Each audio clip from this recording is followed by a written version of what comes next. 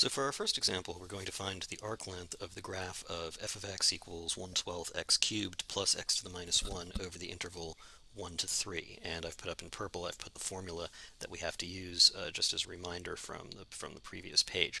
So as you can see, we're going to have to do a little bit of calculation. We're going to need to know what f prime is, and then we're going to need to square f prime, and then add 1 to it. Then we're going to hopefully get an integral that we can evaluate.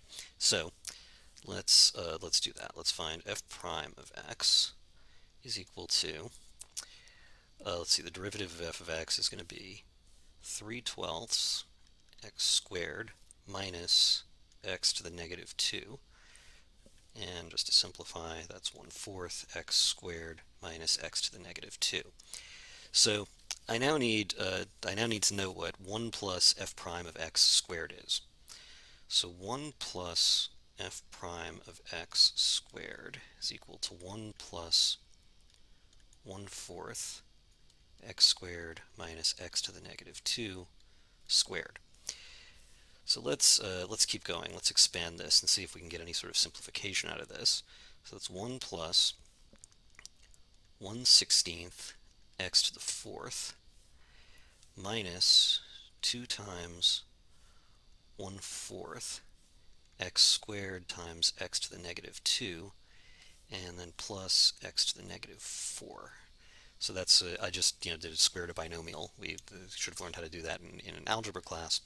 So let's see what further simplification we get. We get 1 plus 1 over 16 x to the 4th, and that's going to be minus 1/2.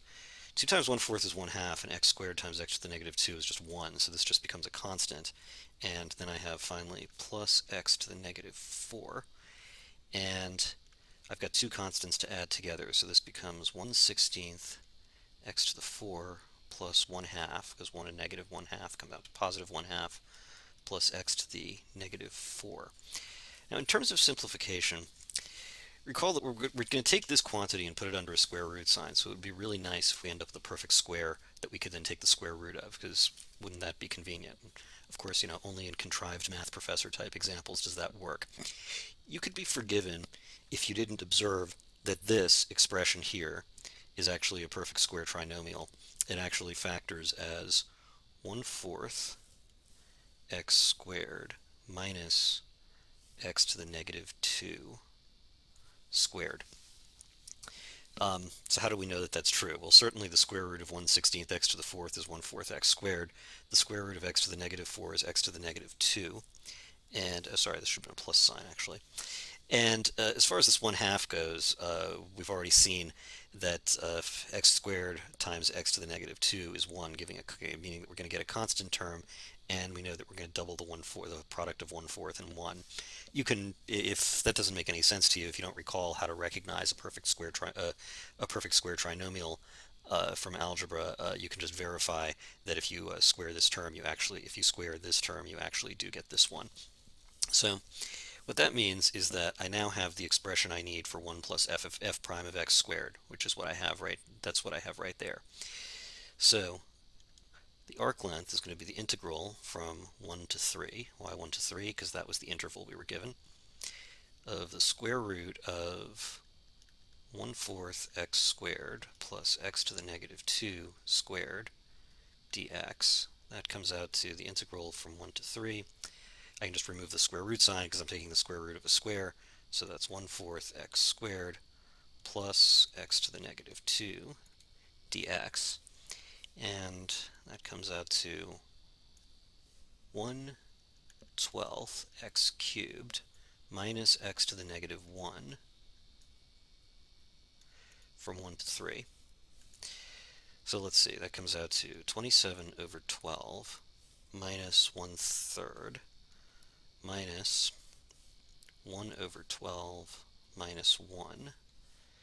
That equals, if we simplify it, we get 20, we'll do the twelfths first, so 27 twelfths minus 1/12 is 26 over 12, and we have negative 1/3, negative times negative gives a positive 1, so it's positive 1 minus 1/3. That's 27 over 12 plus 2/3. Sorry, 26 over 12 plus 2/3. It's 26 over 12 plus 8 over 12, which is 34 over 12 simplifies to 17 over 6. So that's the length of the curve. And I haven't even really drawn what the curve looks like. It doesn't matter what it looks like actually. The point is that we're just finding its length, so I'm just going to draw it as some generic curve. What I've found here is if I were to walk from 1 to 3 along this curve, I would find that I had walked a total distance of 17 over 6, whatever unit of length we're using.